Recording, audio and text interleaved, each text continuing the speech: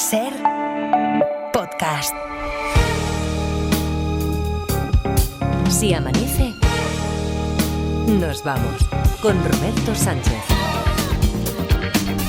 4 y 4, 3 y 4 en Canarias. Saludos, señoras, señores, ¿qué tal? ¿Cómo están? ¿Cómo estáis? Muy buenas noches, bienvenidos, bienvenidas, felices madrugadas de radio. Adriana Morelos, ¿qué tal? ¿Cómo estás? ¿Qué tal? Muy buenos días. Muy bien. Oye, hoy, por cierto, como ya es jueves 15 de mayo, es habitual que abramos nuestro juzgado de guardia. Lo haremos a eso de las 4:30 más o menos. Despertamos a nuestro fiscal, a Félix Martín, que recordemos dejamos en un punto interesante. Álgido, diría yo. Sí, lo que pasa es que como álgido primero era de frío, después siempre me da me da un poco de repelús, ya que tenemos la temperatura tan baja también aquí. No, ya se admitió como punto sí, lo sé. De alza, pero sí, un punto álgido. Dejamos la charla sobre True Crime. Recuerdo que lo que quedó claro es que todos los aquí presentes, los que tenemos el micrófono abierto, como Edgarita, Barcelona, Parda, ¿qué tal? ¿Cómo estáis? Buenos días. Hola, buenos días, Roberto. Buenos días, Robert, ¿qué tal? Muy bien, pues estaba recordando que todos menos Adriana Morelos nos pronunciamos aquí sobre nuestra tendencia a ser, hombre, no te voy a decir que devotos consumidores de ese formato, pero que sí, que nos gusta el género del True Crime. Sí, yo soy devoto. Sí. O sea, yo también soy devoto, ¿no? Devoto particular. Pero Adriana, no has cambiado tú tampoco tu postura. No he cambiado, no. Pero por eso me gusta tanto escuchar a Félix y tengo ganas de escuchar la segunda parte. En la última semana no ha habido ninguna variación importante en cuanto a tu tendencia, a tu gusto. Bueno, aquí tenemos nuestro particular True Crime también, porque había un hombre muerto con un golpe en la cabeza, desangrado, con un cuchillo en la mano, que es el caso que abrimos ayer en el juego de los detectives 900, 100, 800, para coger la primera posición para participar y así llevarte ya de entrada un número para el sorteo de mañana, para entrar en la final de este mes de mayo, para tener una posibilidad de, ganando la final, ir directamente a los playoffs, que cada vez están más cerca en el calendario. Los playoffs en los que ya se dilucida en 2 eliminatorias quién se hace con el título de detective del curso, y eso da opción, es que hace muchos días que no recordamos eso, es verdad, de el premio para acudir, todos los gastos pagados, allí, 3 días, 2 noches, fin de semana largo, en un hotel temático, al menos ese fin de semana, donde se pone en juego, en danza, la escenografía de una historia así parecidas a las que con las que jugamos aquí en Los Detectives, como un cluedo con actores, con mucha sangre casi real. Y pensión completa, sí, Edgar, sí, pensión completa para los dos, para ti y para el acompañante. Pues bien. Es que es un regalazo. Gastos pagos, que me gusta, lo de gastos pagos. Exactamente. Bueno, oye, con el cuchillo en la mano, era la historia de Sebastián, es ese hombre al que nos estamos refiriendo, que una vez que intentan ponerse en contacto con él, sus amigos, 1 o 2 veces, vivía él retirado, lejos del mundanal ruido, un poquito más retirado del pueblo, de la localidad. Y como sabían de su particular forma de ser, al huraño, etcétera, bueno, le llaman 1 vez, 2 veces, pero a la tercera y no responde ni les devuelve la llamada ni nada, 2 de los amigos deciden presentarse allí. Cuando se acercan, lo que ven es que la puerta del garaje está abierta, el coche ha salido, pero bueno, ha salido el coche no solo, sino que alguien lo sacaría a medias. La puerta del coche está abierta de par en par y la de la calle también, quiero decir, la de la casa de Sebastián. Desde fuera se oye el ruido de la tele porque estaba lo suficientemente alto y además con la puerta abierta pues había menor barrera para el sonido, que decía aquí el enunciado. Estaba altísimo el sonido de la televisión. Edgarita matizó que podría ser al 56. Bueno, sí, podría ser. No sé en qué sistema de volumen estamos trabajando, pero podría. Igual al 52. O al 50. Vale, también sí, serviría en una televisión normal, 52. Si al 14 ya se oye bien, pues al 52. Sí que es verdad que después no hay mucha progresión de... ¿verdad? No, y a partir de 40 suena igual. Sí, por eso digo. Pero bueno, sí, al 56. Pues vale, venga, al 56. Y es como lo de la protección solar. A partir del 30 me parece que es mentira. Bueno, a partir del 30 es que yo creo que más del 30 ya te queda. De 50 y ahí... Sí, pero que ya te puedes poner, aunque seamos medio nórdicos blancos con pecas, como algunos, ya te pones 30 y ya no te pones, ya no te da nada el sol, ¿no? Yo siempre uso 50. Ya, 50, hay que usar 50. Yo uso 50, Bueno, total. A ver. A partir de 12 es el mismo. Yo casi estoy, a ver, No voy a ser como el jugador este del Atlético de Madrid, no recuerdo. Marco Llorente. Marcos Llorente, que dice, no, esto que está en la línea de Hay que hacer callo solar, ¿no? Sí, de los negacionistas, ¿verdad, Miguel Bosé? Hombre, por supuesto que hay que hacer el callo solar. Claro que hay que ponerse. De hecho, si quieres, está permitido ponerse un poco de aceite de oliva o Nivea. Eso ya se ponían mis tías cuando yo era niño, que se ponían aceite con limón. No protección, no, aceite de oliva con limón. No, eso no, es lo mismo. Olivea. Pero que eran un mejillón tus tías. Pero me parece interesante lo del factor de protección, que no todo el mundo sabe lo que significa exactamente. Es la duración. Claro, pero no se lo podemos preguntar a Marta Centella. Ah, es verdad. O sea, el factor de protección 30, 50. Sí, y si después no sale aquí, no lo emitimos, se lo vendemos como pieza para los informativos de Telecinco en verano, que siempre hacen una bueno, de Telecinco, de Antena 3 o de lo que sea. Quiero decir, que parece que es que yo que me esté obcecando con Telecinco cuando Televisión Española después hace cosas parecidas. No en los informativos, digo, pero bueno, a los hechos me remito y en la segunda parte no sé por dónde vas. No. Pues nada, todo queda en familia. Después, en la segunda parte más, que creo que te ha hecho el grabófono casi, ¿no? Sí, me ha hecho el grabófono. Lo de la familia de un la par tele. de familias me lo han hecho. Hablamos de eso. Oye, ¿que dónde estaba Sebastián? Sebastián, que vivía solo, no había nadie más, como se preguntó ayer. Estaba tumbado, se lo encuentran tumbado en el suelo de la cocina, con un fuerte golpe en la cabeza, decíamos, desangrado, porque ayer se averiguó que eso había sido lo que le había provocado la muerte, y con un cuchillo en la mano, un cuchillo manchado de sangre. 900, 100, 800. Más datos en el resumen de ayer. En el capítulo anterior... ¿La sangre del cuchillo le pertenece a él? Sí, le pertenece a él. ¿Se sabe de lo que murió? Hay que averiguarlo. ¿De qué creéis que murió? ¿Del golpe puede ser? Yo creo que murió de un accidente doméstico. Sí, accidente, golpe en la cabeza. Del coche a medio salir, tiene las llaves puestas y todo. Sí, sería verosímil que tuviera las llaves puestas. Dice Pedro Quintana en YouTube, ¿estaba cortando jamón? No. ¿El golpe llegó antes que la sangre del cuchillo? Sí. ¿Había alguien más en su casa en el momento de la muerte? No había nadie más en su casa. ¿Ese golpe en la cabeza lo recibe de alguien? No. ¿La puerta del conductor? Sí. ¿O las dos puertas están La puerta del abiertas? conductor. Lo de la tele a tan alto volumen, ¿podría ser que el muerto fuese sordo? No. ¿Se dio el golpe en la cabeza con la puerta del garaje? Pregunta Gerardo. No se dio el golpe en la cabeza con la puerta del garaje. ¿Hubo algún intento de robo? No. ¿Sebastián conducía? Conducía. Vale. ¿La tele estaba puesto a ese volumen de manera consciente, o sea, a propósito? No era por un error mecánico de la tele ni técnico de la tele, lo había puesto él. ¿Escuchó algo en la tele que le perturbó? No. Alejandro, que dice en YouTube, se va a ir con el coche. Se da cuenta de que se ha dejado la tele puesta. Entra en casa y al querer apagarla no funciona el mando. Va a la cocina por un cuchillo para cambiar las pilas del mando.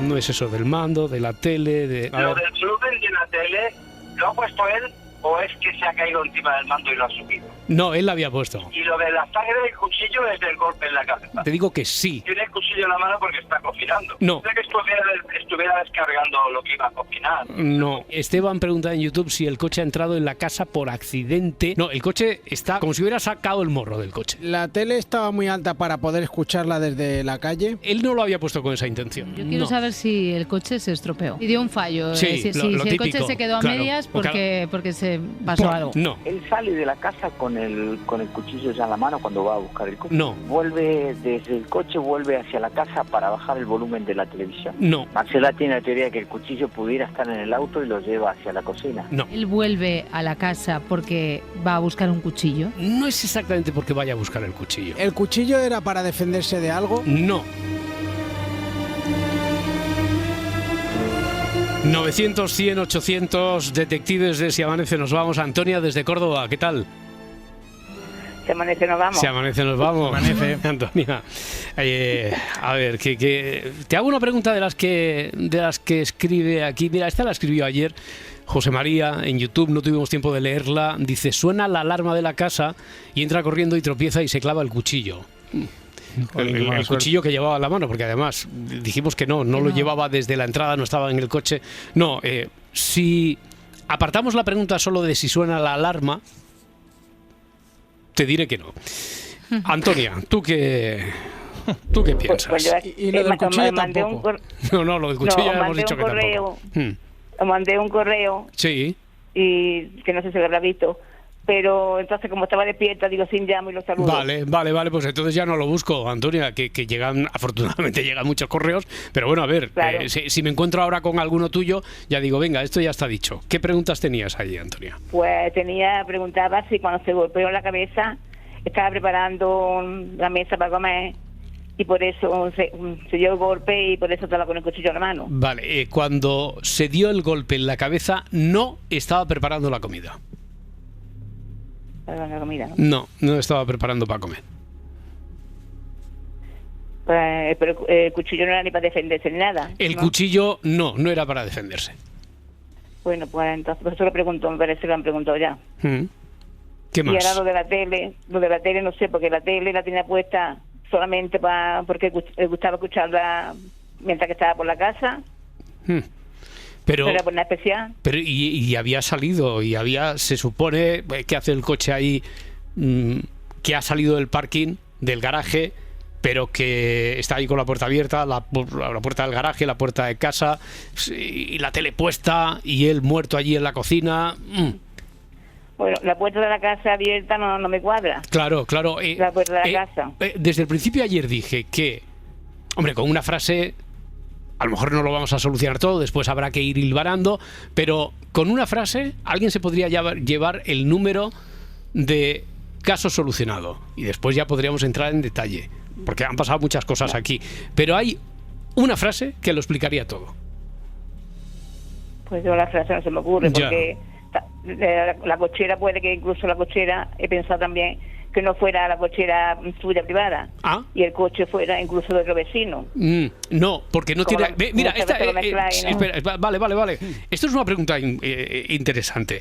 La cochera es solo de él, porque la casa es solo de él. Habíamos dicho desde el principio, subrayo que es importante, importantísimo para después hilarlo todo también, que Sebastián vivía retirado del pueblo, solo, estoy como Ábalos, solo, retirado del pueblo, lejos del mundanal ruido, solo vive, no hay vecinos. No hay vecinos. Pues yo pensaba que la cochera a ver si ponen la tele fuerte también, porque como no molesta a nadie. No, digo yo, porque todo tiene importancia, todo tiene importancia lo que se dice en el enunciado, así que la cochera es de su garaje, de su casa unifamiliar. ¿El coche es suyo? El coche es suyo, sí, mira, esa es una muy buena pregunta que alguien también hacía por aquí que no habíamos tenido tiempo de leer. El coche es suyo, sí, correcto. Pues entonces no se me ocurre nada más, porque había pensado en estas cosas, para salir un poco. Vale, bueno, pues estaba muy bien pensado, Antonia, y además, como te ha pillado despierta y no hemos tenido que ir al correo electrónico. Mira, que ahora veo por aquí tu correo electrónico con las preguntas, esta de la cochera, si la tele... tenía el sonido fuerte para oírla mientras estaba por toda la casa. Bueno, Antonia, que al ser la primera te llevas un número para el sorteo de mañana. Que tengas mucha suerte. Muchas gracias. Bueno, gracias. Bueno, un número no quiero porque... Vale, te lo quito. Igual que te lo doy, te lo quito. No pasa nada. Te va a saludaros. Claro. Bueno, porque lo paséis bien. Un abrazo, Antonia. Muchas gracias. Adiós. Hasta luego. Hasta ahora. Es que Antonia, claro, como dice que ya... Que ya tiene. Que ya tiene puesto la finalísima, imagino. Sí. Y que como esta semana, de momento, tampoco... Están a punto de llegar, porque me dijeron ayer que están en el mensajero. No quiero empezar a enfadarme, pero... Para que se te quite el enfado, cuando los tengamos habrá dos. Uno que tú has dicho que de momento es tu favorito, que es Noche en Vela. Sí, es mi prefe. Vale, pero el segundo es Líneas Cruzadas, que no teníamos ninguno todavía. No teníamos, hombre, porque este es de hace escasamente un año, o sea que Líneas Cruzadas estará en los dos. Guachi. En los dos que tengamos. Oye, yo tengo una que creo que se ha hecho. Vale, bueno, y así refrescamos. Para refrescar ese. Vale. ¿Tenía un problema auditivo? Tenía un problema auditivo. Es verdad. Sé que se ha hecho, no sé si se ha hecho en antena o si la recordáis vosotros. Bueno, se dijo si era sordo, se preguntó, pero claro, problema auditivo puede ser que tenga un cierto grado de... Claro. Ya. Fíjate que yo... No tiene ningún problema auditivo. Yo creo que lo del volumen... Lo que pasa, el volumen de la tele altísimo... Esto que ha salido aquí como... Creo que era la cosa de... Oye, como vive solo, a lo mejor se puede poner el volumen altísimo de la tele lo que le dé la gana porque no va a molestar a nadie. Encaja. Encaja. ¿Estaba molestando a alguien con el volumen? No. Al revés, no. Lo único que no encaja es ¿por qué tienes el garaje abierto, el coche medio fuera, la tele altísima, tú en la cocina, te has dado el golpe con el cuchillo en la mano? ¿Estaba haciendo mudanzas? No estaba haciendo mudanza. Enrique de Pontevedra, 900-100-800. Hola, Enrique. Está codificada la comunicación, Sí, no se escucha bien. Vamos a probarlo. Enrique.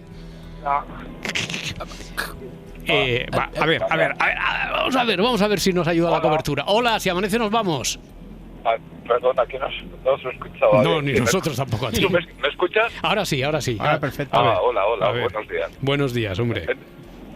Nada, solo era una pregunta. Sí. ¿Ese que día os enviaron en algún momento? Está codificado. No sé si habéis entendido vosotros la pregunta, pero no. Enrique, que no. Enrique, vas conduciendo, estás en movimiento. Imagino. Cambio. Sí, vamos a intentarlo en un momento en el que Enrique tenga un poquito más de cobertura. Sí.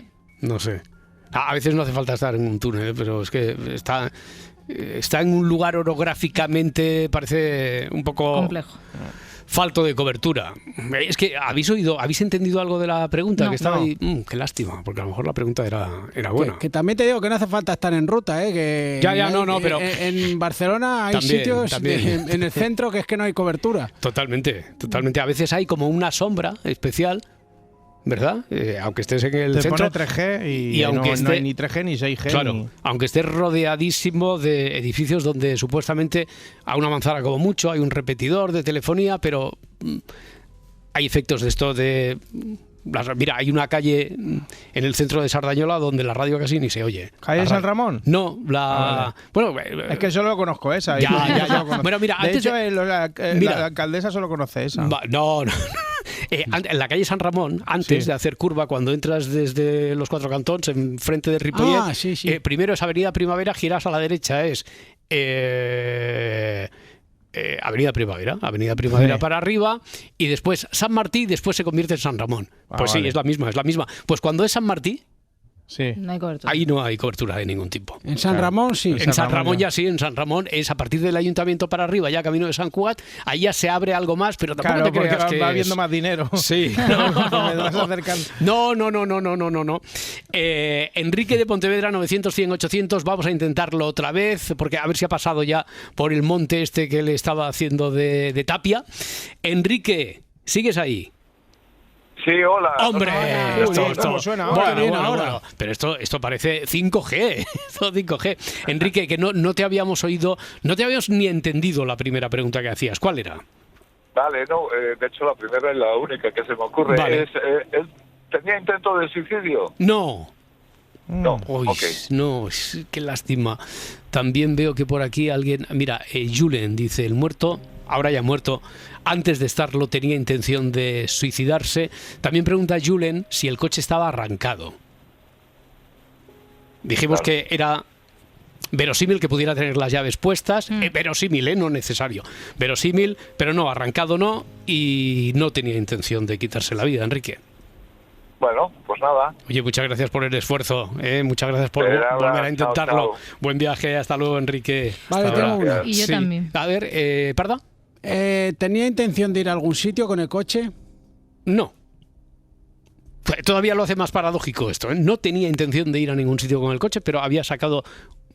No casi del todo, pero vamos, que no se había distanciado mucho del garaje. ¿Y tú qué pregunta tenías, Maurelos? Bueno, a ver, tengo dos. La primera es con respecto al volumen de la tele. Sí.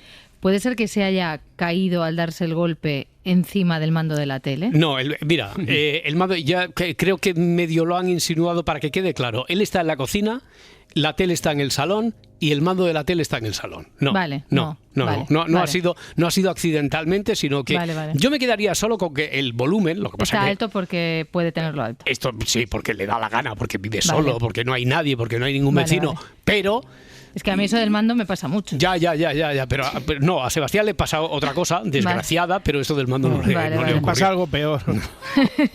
Mira, se lo vamos a contar a Félix Martín, que siempre nos ayuda, él como fiscal, avezado curtido en 1001 batallas de investigaciones varias. Félix Martín, ¿qué tal? ¿Cómo está? Buenos días. Hola chicos, ¿cómo estáis? Muy Buenos bien. días. Hola Félix. Pues aquí con un caso abierto, que es, el título es Con el cuchillo en la mano.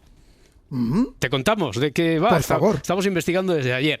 Bueno, a ver, sabemos que Sebastián, al que llaman sus amigos 1, 2 veces, nos responde, como tenía vida solitaria, huraño, vivía solo, retirado, en una casa, sin vecinos, le llaman 1 vez, 2 veces, no responde, a la tercera, que tampoco lo hace, deciden ir a visitarlo, un par de amigos llegan y la situación que se encuentran es la siguiente. El coche de Sebastián, la puerta del garaje está abierta y el coche de Sebastián lo ha sacado un poco, no del todo, pero un poco. La puerta del coche está abierta y la puerta de la casa también. Desde fuera ya se oye el volumen de la tele, que está a un volumen... Es destacable el volumen porque se oye desde fuera muy alto, muy alto. Pero eso habíamos dicho que como él la podía haber puesto así, porque como no tenía vecinos, buscan a Sebastián y se lo encuentran en la cocina, tumbado en el suelo, con un fuerte golpe en la cabeza, contundente, un gran charco de sangre y un cuchillo en la mano. Y el cuchillo, al principio sabíamos que estaba manchado de sangre, ahora ya descubrieron ayer los oyentes que la causa de la muerte es el golpe que se ha dado Sebastián, que no se ha estado intentando defender de nadie, que no estaba cocinando y que la sangre del cuchillo es la propia suya. Vale. Y hay que averiguar qué es lo que puede unir con cierta coherencia lo que ha ocurrido ahí. Estamos en eso, Félix. Si se te ocurre cualquier pregunta, ya sabes, tienes el micrófono abierto y tú interven cuando quieras, ¿eh? Perfecto. María Jesús desde La Laguna. María Jesús, 900-100-800. Hola, María Jesús. Si amanece nos vamos. Si amanece nos vamos. Me la ha costado, ¿eh? Bien. No, porque se estaba haciendo, estaba pensando... Estaba diciendo, poniendo las calles...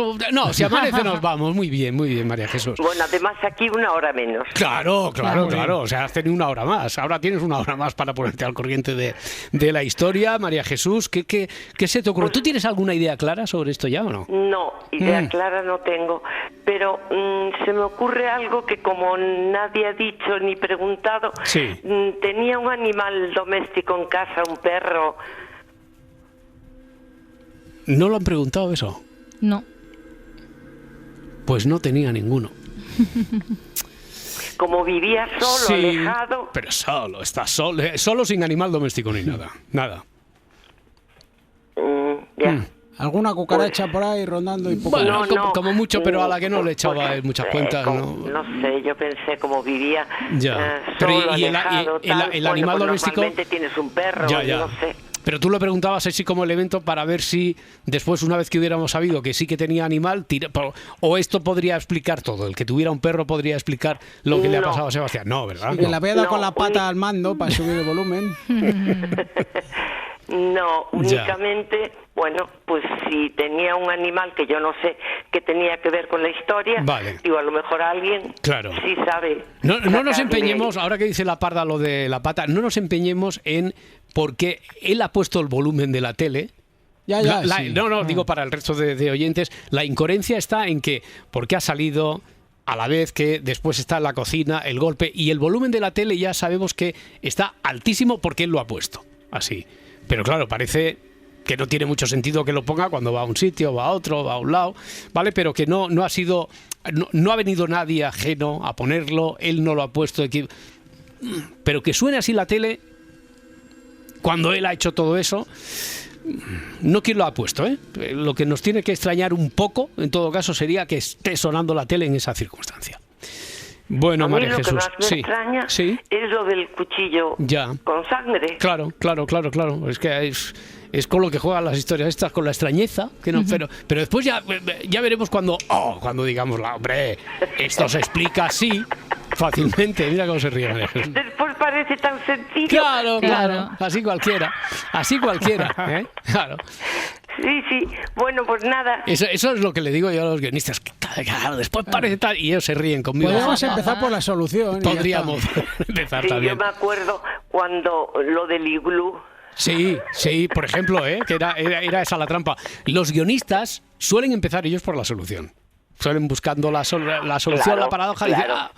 Bueno, María Jesús, oye, qué buen rato hemos echado. Igualmente, hasta luego. Adiós. Hasta luego. Hasta ahora. Ahí voy teniendo una idea, ¿eh? ¿Sí? ¿Una solo? Sí. A ver, escríbela aquí.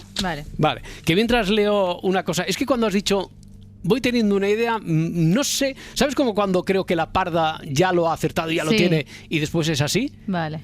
Cuando has dicho voy teniendo una idea, he tenido la misma sensación. No lo leo todavía. Vale. Dice, Sebastián entra en la casa, Gorguito, escribe en YouTube, para coger el cuchillo y cortar el cable de la antena de la tele porque es el día de la semifinal de Eurovisión y esa diva está en bucle. No. Qué buena. Lo que he escrito aquí. Morelos. Está bien escrito, ¿no? Bueno, bien escrito está porque tiene una letra redondita. En mayúscula para que, por si yo no fuera farmacéutico y no tuviera la habilidad de leer cualquier tipo de letra, me lo ha puesto muy claro. A ver, Javier de Guadalajara, 900-100-800. Hola, Javier. Hola, buenos días. Buenos días. Si amanece nos vamos. Si amanece nos vamos, eso es. ¿Tú tienes una hipótesis, pregunta, alguna idea clara? ¿Crees que lo solucionas? ¿Tanteas? ¿Qué? Yo voy a preguntar algo que creo que nadie ha dicho nada todavía desde lo que estoy oyendo. ¿Te quedas con la pregunta que tengo aquí pregunta aserto prácticamente de Adriana, que no sé cómo podría explicarlo todo esto, pero bueno, vale, ¿te quedas con eso o haces la tuya? Para puntuar, digo. Esto parece el 1, 2, 3, claro, sí, claro, de eso se trata. ¿Te quedas con la de Adriana o haces la tuya? Para puntuar, porque después podemos hacer la otra. Te puede llevar un apartamento. De momento con la de Adriana, porque Adriana tiene muchas cosas que... Vale. La de Adriana es pregunta teoría, y es que Sebastián estaba limpiando el coche. ¿Y cómo se podría explicar? ¿O es pregunta solo de si estaba limpiando el coche? ¿Está limpiando el coche? Claro. Desarrolla. Sí. Yo creo que Sebastián saca un poquito el coche del garaje para no mojar del todo el garaje. O para abrir mejor las puertas. Lo que hace todo el mundo que vive en una casa unifamiliar, que saca un poquito el coche para limpiarlo con la manguera. Claro. Entonces, al limpiarlo, me imagino que sería una persona extremadamente pulcra, como buen huraño. Y entonces lo que hace es ir un momento a la cocina para buscar un cuchillo para limpiar una junta, un neumático, una cagada, ¿vale? lo que sea. En ese camino, por supuesto, la tele la tenía alta para escuchar la tele desde donde estaba limpiando el coche. Y de camino, pues esto de la tele habíamos dicho que no era para escucharla desde cualquier punto de la casa. Es verdad. Sin embargo, me quedo con la pregunta de si estaba limpiando el coche y también es un no. Iba a decir, te digo que no, es un no, no tienes punto. Pero era Javier. Buena, te llevas un número era buena porque, hombre, a ver, era original, nadie lo ha dicho. Sí, era buena, se lleva un número ficticio. Y podría encajarse, salvo lo de la tele, que ya habíamos dicho que no era para escucharlo desde cualquier sitio. Javier, ¿tú qué teoría o qué pregunta tienes? A ver, ¿tiene algo que ver con el día del apagón? ¿Tiene algo que ver con el día del apagón? La respuesta es que sí. La respuesta es que Mira sí. que le iba a preguntar, ¿eh? Sí, vale. Tiene algo que ver con el día del apagón. Entonces, a partir de ahí, ¿qué? A ver, pues yo creo que él estaba escuchando la radio en el coche cuando fue el apagón. Es decir, hay apagón. Entonces él, como no tiene radio, se va al garaje y saca un poco... No funciona nada. No funciona nada porque no hay luz y solo funciona el coche que le enciende para escuchar la radio porque es el único sitio que tiene para escuchar la radio. Pero... Entonces... por lo que sea, él va a la cocina. No, por lo que sea, no, aquí no puede ser por lo que sea. Tiene que ser por algo. Bueno, a ver, ya tienes un numerazo, Javier, porque esto del apagón ya nos da... Dijimos, con una frase casi se soluciona y te puedes ir con... Vamos a ponerle incluso unos aplausicos a Javier porque lo del apagón es fundamental. Nadie había pensado, bueno, alguien he leído por aquí que se me escapó de las redes sociales, pero lo del apagón ya a partir de ahora lo explicará todo. De momento ya tenemos la primera fase y es que él no sabe lo que pasa, como vive solo, se va al garaje. ¿Y por qué saca el coche? Un poco. Bueno, pues el coche le saca no sé, para desde el coche... Pues esto hay que averiguarlo, hay que averiguar por qué saca el coche. Hay que averiguarlo, dejamos ahí entonces, Javier, casi solucionada la historia, con el numerazo de haberla tú resuelto. Ahora hay que descubrir por qué saca el coche y después por qué acaba de la forma que acaba muerto en la cocina, con el cuchillo en la mano. Pero ya teniendo lo del apagón, ya creo que va a ser mucho más sencillo. Mucho más sencillo. Bueno, enhorabuena, Javier, muchísimas gracias. Un abrazo, hasta luego. A partir de ahora ya no se puede decir, no sé, hay que saber por qué saca el coche y por qué acaba donde acaba. Lo del volumen de... No sé si alguien ya encaja lo del volumen de la tele. ¿Tú ¿El coche lo saca para encender la luz y alumbrar la casa? Para encender la luz, no. Para encenderla. Porque no escucha bien la radio desde el garaje. Porque no oye bien la radio desde el garaje. Está bien dicho, bien dicho, sí. Claro, como no sintoniza bien la radio, lo saca un poco a ver si... ¿Y después qué pasa? Pues que le da se le cae la puerta del garaje. No. Él ha muerto en la cocina. Ha muerto en la cocina y dijimos que no le había dado la puerta del garaje en la cabeza. Bueno, ¿ha ido a la cocina por algo que ha escuchado en la radio? No. No oye bien la radio, habíamos dicho. Pero saca el coche y entonces ya sí que puede oírla. No. Saca el coche y sigue sin oír la radio. Si amanece, nos vamos. 4:36, 3:36 en Canarias. Dentro de nada, un minuto enseguida, que ya hemos saludado a nuestro fiscal, a Félix Martín. Seguimos hablando igual que hicimos la semana pasada del True Crime, segunda parte. Lo hemos dejado además, por cierto, lo de los detectives, utilizando lo del cliffhanger el anzuelo, que utiliza mucho las series, y el True Crime también lo hemos dejado en alto. Hombre, yo creo que lo bueno es que ahora que sabemos lo gordo de la historia, ahora tenemos 24 horas para que cada uno piense en una teoría que hilvane todo, que no quede ninguna. ¿Tú, Parda, crees que ya lo tienes más o menos? No, estamos cerca. Yo he mandado una cosa en el grupo. Vale. Pues bueno, a ver si de aquí... Es muy surrealista, pero bueno. Pues, a ver, sí, surrealista... No. No, pero está bien. Bueno, sabemos que apagón, no tiene nada, ni nadie a la que preguntar, garaje, intenta escuchar desde allí la radio, no le funciona, saca un poco a ver si así tiene mejor cobertura, no oye nada y a partir de ahí seguimos. Pero enseguida continuamos con el hilo donde lo dejamos del True Crime de la semana pasada. Antes, paso obligatorio por el Observatorio Meteo de Luismi Pérez, que parece que hoy estamos delante de otro día movidito una vez más, ¿o no? Luismi, buenos días. Buenos días, otra vez una jornada bastante revuelta. Esta misma mañana, lluvias que caen en el Cantábrico, en Castilla y León, entre La Rioja, Navarra y Aragón, y esta tarde chubascos otra vez intensos en Baleares, en la Comunidad Valenciana y Murcia, sobre todo en el interior, así como en Castilla-La Mancha. Algunos chubascos aparecerán en el sistema ibérico o el interior de Cataluña. En Canarias, en cambio, también en gran parte de Extremadura o de Galicia, el sol va a ser más dominante, sobre todo a partir de mediodía. ¿Y hoy qué nos traes, Luismi? Y hoy os traigo nomenclatura en inglés sobre algunas cosas que pasan en las tormentas. Qué miedo me da. Concretamente, por ejemplo, lo que se llaman los anvils. Los anvils crawlers, para ser exactos. Sí, eso tiene que ver básicamente con la forma que tienen las tormentas desde arriba del todo, cuando llegan a la tropopausa, donde ya no pueden crecer más.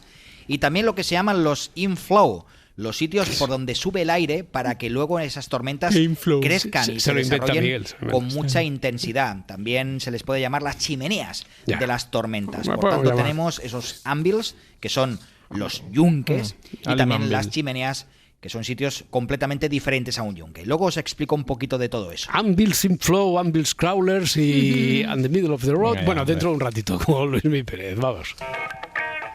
21 para las 5, para las 4 en Canarias. La semana pasada arrancamos esa incursión apasionada sobre los límites del True Crime. Coincidían diferentes noticias que han aparecido en las últimas semanas en relación a, por una parte, decisiones adoptadas por una editorial que sobre el libro de Bretón al final decide no publicarlo.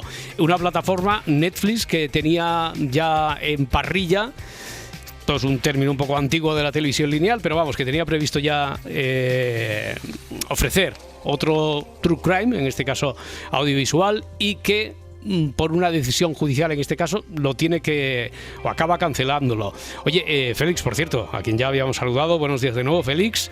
Hola chicos, ¿cómo estáis? Oye, de uno de esos de los True Crime de Netflix, por cierto, el de los hermanos Menéndez, en las últimas horas hemos sabido también que ha habido, ¿te acuerdas que lo dejamos ahí pendiente de cómo se iba a desarrollar porque habían solicitado una revisión de la condena? Parece que se la han concedido, y que van a salir inmediatamente. Fíjate. Efectivamente, por lo que he visto en la noticia, parece más centrada, Roberto, en que consideran que están reinsertados más que en otra razón, con lo cual esto es para que reflexionemos que la cadena perpetua sin posibilidad de remisión no tiene ningún sentido, porque ¿qué sentido tiene que una persona siga en prisión, se ha cumplido muchísimos años, si ya está reinsertado, ¿no? Bueno. Creo que esa es la reflexión. Ya.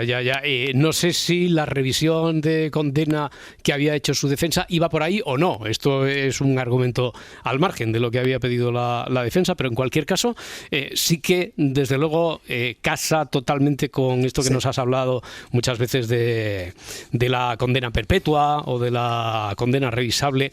Oye, sistematizando, resumiendo lo que nos contaste el otro día, a ver si soy capaz. Pudimos llegar a varias conclusiones. Primero, que el interés por lo que hoy llamamos True Crime, bueno, y que históricamente había sido siempre pues los sucesos del caso, que esto ha existido siempre. El género puede estar rebautizado, puede estar revisado, pero la afición que hay, el interés, es lo de siempre. Otra cosa, que debemos huir y desconfiar sobre todo de ideas preconcebidas. Que el debate es mucho más profundo e interesante, no es solo un sí o un no. Que el hecho de que a una persona, esto nos tranquilizó bastante, ¿verdad, Edgar Parda? A Adriana le da igual, porque como Adriana estaba al margen de ese gusto, que el hecho de que a una persona le guste el género, el true crime, eso per se no nos convierte en ningún morboso, ni en aprendiz de psicópatas siquiera. Ni en psicópatas. Tampoco, ni en psicópatas. Además, Félix, nos estuviste explicando cómo las historias del crimen incluso podrían ayudarnos a ser un poco más personas. Quiero decir, que pueden ayudar al ser humano a explorar conceptos como la justicia, la moralidad, el peligro, ¿no? Sí, totalmente. Vale. ¿Qué más aprendimos? Que acercarnos desde la ficción a la realidad de un criminal de ficción inventado no genera riesgos, porque el espectador, como espectadores no tenemos problemas, como consumidores de ese género no tenemos problemas en identificarnos, por ejemplo, con la víctima, con la justicia. Y si a veces nos identificamos con el criminal, tú también absolvías a aquellas personas que lo hacían, porque habitualmente es porque se busca como intentar ahí conocer cómo están reflejados los fallos del sistema, dijiste, efectivamente, Félix. Bueno. Efectivamente. Bueno, oye, tenemos muchos interrogantes pendientes, pero antes, por favor, no perdamos las malas o las buenas costumbres. Un fragmento en este caso es un tráiler de una serie icónica. Imagina nacer en una familia pobre, en un país pobre. Y cuando tienes 28 años tienes tanto dinero que ni siquiera sabes cuánto. Señores, yo soy Pablo Emilio Escobar Gaviria. Me gano la vida haciendo negocios. Ustedes eligen plata o plomo. Narcos. Pero no me quiero adelantar. Soy Steve Murphy, Administración para el Control de Drogas. En el 79 los malos que estaba persiguiendo llevaban chanclas. ¡Dea, quieto! ¿Por qué corres? ¿Qué es esto? ¿Qué es eso? Cuando empecé un arresto por 1 kilo de hierba era motivo de celebración. En poco tiempo estábamos confiscando 60 kilos de coca al día. Los hippies habían sido reemplazados por los colombianos y estos no llevaban chanclas. Bueno, está clarísimo que es Narcos, es el retrato también de una época vista por todos aquí, Edgarita, yo creo que sí. Serión. Yo no la he visto. ¿No la has visto, Parda? No. Está, al menos, es que no recuerdo si era una... No quiero hacer spoiler de lo que pasa. ya me lo imagino. No, pero a ver, tú sí que la viste. Entera no. Tampoco entera no. La primera temporada un poquito. Bueno, la primera es la mejor. Sí, Porque has elegido Narcos. Félix, ¿tú la has visto, por cierto, o no? No la he visto, chicos. La tienes pendiente también. Vale. Y yo creo que tenía prejuicios. ¿Por qué? Pues probablemente porque en el tráiler, como parecía, y sé que las críticas son muy buenas, sobre todo en la primera temporada, ¿no? Que daba como... le daba un cierto glamour a Pablo Escobar y el problema del narcotráfico en Colombia, pues yo tenía la sensación de que banalizaba, ¿no? Que podía banalizar el problema del narcotráfico y lo que supuso para Colombia. Entonces, por eso os pregunto, a los que la visteis, ¿qué pensáis? Si banalizaba o no banalizó y un poco estableció un glamour sobre el personaje de Pablo Escobar. ¿A ti qué te parece, Edgarita? Pues mira, yo opino que lo que banalizó a Pablo Escobar fue en general la sociedad colombiana, cuando crea el equipo, cuando coge el equipo de fútbol, cuando era el héroe de gente del pueblo. No tanto la serie. Yo creo que, o me da la sensación de que la serie explica un poco lo que fue realmente. Ya. Puede ser, porque como ya te digo, yo no lo viví, pero... yo tengo mis dudas sobre eso que dices, Félix, pero dudas creadas no al ver la serie en sí, sino después de lo que supuso, porque en pleno, las camisetas por la calle. En pleno auge de la serie vi camisetas de Yo soy Pablo Escobar. Entonces eso es lo que me hizo pensar, pues a lo mejor estamos convirtiendo en un ídolo, porque al final no deja de ser, a ver, sobre todo desde la perspectiva española, en la que como sabemos que es ficción, igual puedes dejar al personaje como en el límite de la picardía, y no era un pícaro, sino que era un mafioso y un asesino, con todo lo que, y un traficante de droga, con todo lo que eso conlleva, ¿no? Pero claro, al ver en la calle camisetas de Yo estoy contigo, Pablo Escobar, o no recuerdo cuál era, eso o de plata y plomo. Plata y plomo, había muchísimas plata y plomos. Pero también te digo una cosa, es que realmente eso es lo que sucedía en los 80 en Colombia, exactamente. Bueno, no llevaban la camiseta, pero... o lo que es que a mí me recuerda muchísimo siempre la historia de Pablo Escobar a la de Sito Miñanco, y es un poco esa sensación de la sociedad de sabemos que eres un delincuente, pero a la vez hay un puntito de cierta admiración y hay una forma también de comportarse a este tipo de delincuentes que consiguen eso en la sociedad, creo. Bueno, y es paralelo con lo del equipo de fútbol es lo y mismo. todos. Claro, pues vaya debate has abierto eligiendo esta serie que no has visto, Félix. Y fíjate, a mí me sugiere una pregunta que me voy a permitir dirigir a Adriana, como ella como gallega. Tú imagínate que esta serie, te lo digo, si se hace sobre el narcotráfico en Galicia, tú como gallega te sentirías incómoda de que se hiciera una serie así que a lo mejor... ¿Has visto Fariña? Sí, claro, Fariña la vi entera. Pero ¿es comparable o no? Creo que no es tan exacto, porque Fariña es verdad que está basada en el libro, es un poco una cosa un poco menos alaba menos a la figura, creo, claro, que en el caso de Narcos. Se empatiza más con las familias víctimas y con las madres. Sí, nos muestra la otra cara un poco, Uh-huh. pero sí que es verdad que yo no me imagino yendo por Galicia con una camiseta que ponga Sito Miñanco, eres mi héroe. Ya. Bueno, Félix, oye, sé que tú no quieres pontificar de ninguna forma, pero a ver, ya que hemos empezado por ahí, Galicia, Colombia, ¿cómo se ven otros sitios? No sé, ¿te has documentado? ¿Nos puedes ofrecer una visión general de cómo se ve este género, el true crime, en todas sus modalidades en otros países? Me lo he pasado pipa documentándome. A ver si consigo hacer este viaje con vosotros y os parece interesante. Partamos de la tradición norteamericana. Estados Unidos, aunque ahora ya sabemos todos que corren muy malos tiempos para esa democracia, siempre fue un país que apostó fuertemente por la libertad de expresión. Sus escritores y creadores han transitado muchas veces, vosotros lo sabéis, por fronteras complicadas, arriesgadas y necesarias. Por ello, tenemos que hablar sobre una obra literaria que estoy seguro que casi todos habéis leído. Quien no lo haya leído de nuestros oyentes, la animo a que lo haga, que es A Sangre Fría de Truman Capote. Y lo que supuso, no solo para la literatura, no solo para el periodismo, sino por la forma de abordar el crimen. ¿Me permites un doble ejemplo? Claro. Fijaros, esta novela, ensayo periodístico, ya os preguntaré si os ha gustado o no, es muy novedosa por dos razones. Por un lado, por la forma tan cruda con la que se acerca al crimen, valorando la versión de los asesinos. Y por otro lado, por la enorme calidad literaria que la sitúa como una de las mejores novelas de la segunda mitad del siglo XX. ¿Sabes? Entonces, el argumento, para los oyentes que no lo hayan leído, Capote, a través de este libro, se acerca al aterrador crimen cometido por 2 hombres a 4 miembros de una familia en Kansas el 15 de noviembre de 1959. Vale, vamos a quedarnos con esa fecha, porque es que esto es muy importante. Lo digo para cuando se hacen ahora paralelismos, comparaciones, etcétera. Aparte de otros muchos detalles, el libro se publica 6 años después de los hechos. Eso es. En 1965, 6 años después, ¿no? Eso es. Vale. Fijaros que solo han pasado 6 años. Sí. Vale, pero que no es 2 años después justo, y cuando lo digo por si hay alguna referencia también a la actualidad. Oye, y el hecho de que sea, no sé si nos sirve el truco de comparar novela y una novela de Truman Capote con ejercicio periodístico, pero novela, con el consumo audiovisual del true crime. Bueno, después entramos en eso. Cuéntame algo más de A Sangre Fría que querías contarme. Fijaros, Capote lleva una exhaustiva investigación de los terribles hechos. Realizó entrevistas, incluso, esto ha sido muy discutido, como sabéis, tuvo un estrecho contacto con los asesinos antes de ser ejecutados, teniendo muchas entrevistas, y hay fotos famosas que todos hemos visto de Capote con los asesinos. Capote se entrevistó también con vecinos, con policías, con familiares, recabó más de 6.000 folios de información. ¿A ti qué es lo que más te llama la atención? ¿La forma o el fondo de este libro, Félix? Vamos a repasarlo. Fijaros, la forma es muy interesante porque mezcla 2 géneros, la ficción. Truman Capote imagina, chicos, los pensamientos de los asesinos y lo mezcla con el reportaje periodístico puro.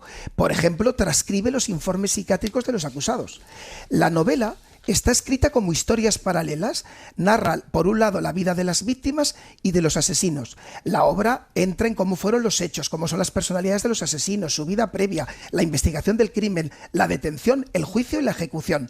Y la narración del crimen es extraordinariamente fría. Para ello, lo que hace Capote, y tú lo sabes como buen escritor que eres, es que asume una narración en tercera persona para contar el crimen. ¿Vale? Vamos con el fondo.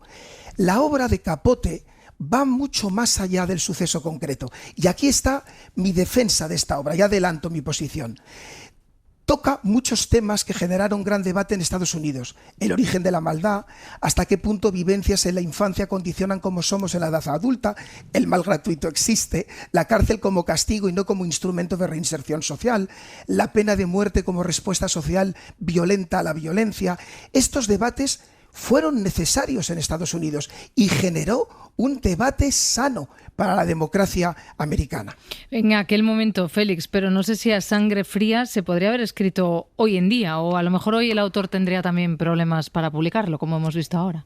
Me parece la mejor pregunta que se puede hacer, Adriana. Claro, por eso lo hace Adriana. Sí, que es la mejor, Adriana. La mejor pregunta. Yo, de verdad, me gustaría que lo reflexionaran los oyentes en sus casas, ¿no? Yo tengo la sensación de que a lo mejor no. No sé qué pensáis vosotros. Ya. Bueno, depende de las circunstancias. Depende de las circunstancias, ya digo, depende... porque se debería haber podido escribir, si, por ejemplo, unos familiares directos levantan la mano, y familiares directos de las víctimas, y se oponen. Me encanta porque aquí ya estamos entrando como cirujanos en lo de la ponderación de intereses. Fijaros, mi opinión. Fijaros que tenemos que ponderar el respeto a las víctimas con la libertad de expresión. Desde mi punto de vista, una cosa es que no quepa por la libertad de expresión el derecho de veto de un familiar a un producto audiovisual, a una obra literaria, y otra muy distinta, que por deontología del creador o la productora o la editorial no informe a los familiares de que hay un libro, un producto audiovisual, se les ofrezca la posibilidad de visionarlo o de leerlo y de hacer alegaciones o comentarios antes de su publicación. Fijaros que este es el límite que yo creo que es más correcto. Otra casuística, ya que trasladabas, o sea, nos devolvías la pelota y decías, oye, ¿se podría haber publicado hoy en día? ¿Se puede publicar si hay menores de por medio? Fijaros, tenemos que ser especialmente sensibles, ¿vale? Pero ojo, yo creo que esto es otro de los grandes debates que podemos tener aquí en Se Amanece. No solo cuando los menores son víctimas, yo rompo una lanza también cuando los menores son autores de los delitos.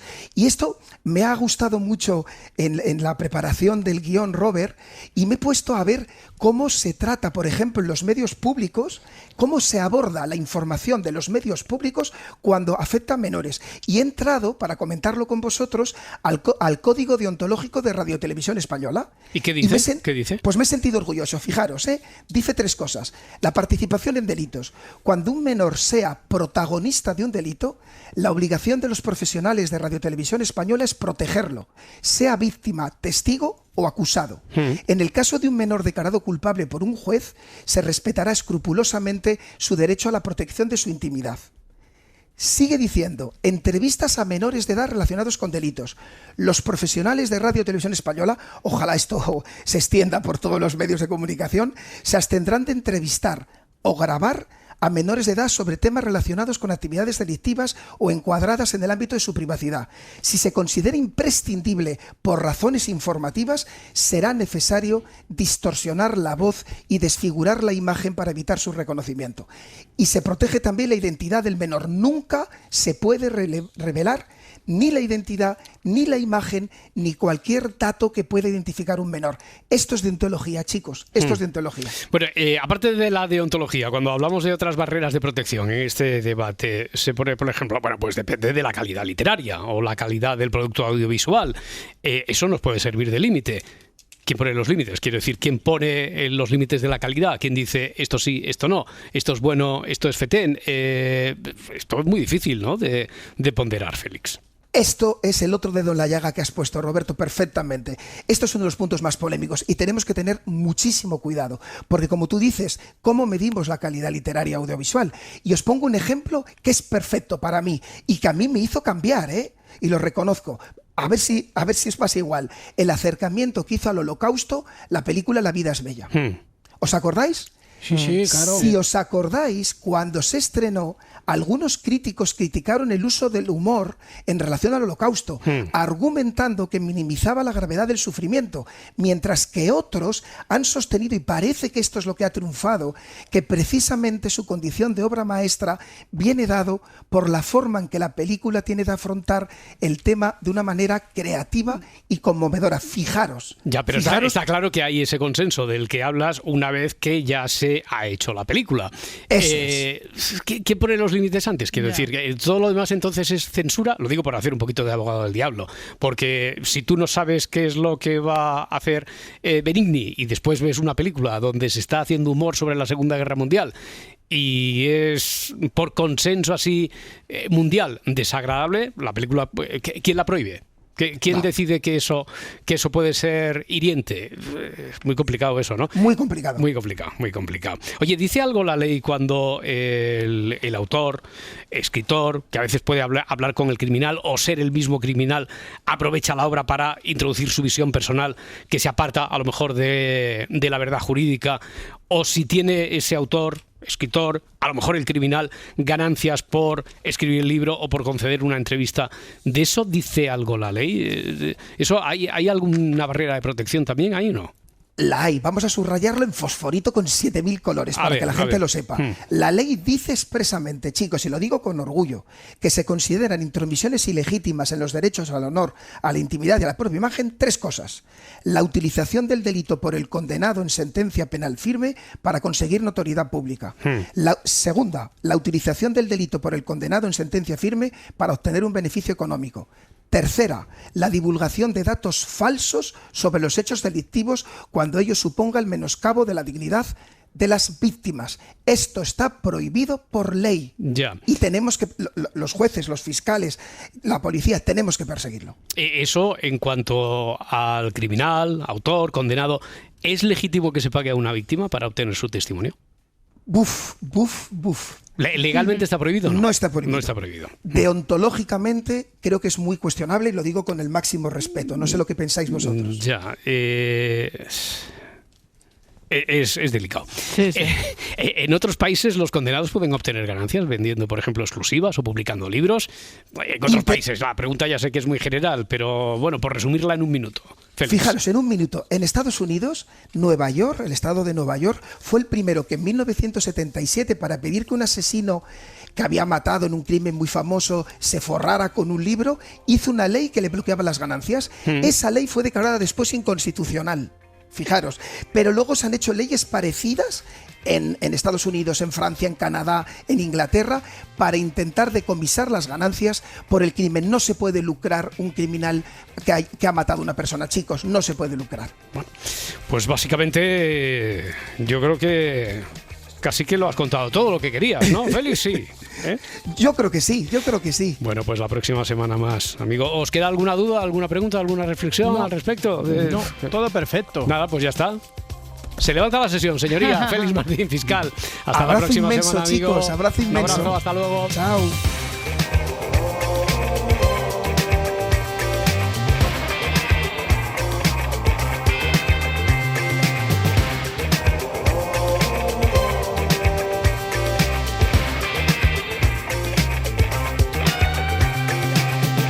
Para no perderte ningún episodio, síguenos en la aplicación o la web de la SER, Podium Podcast o tu plataforma de audio favorita.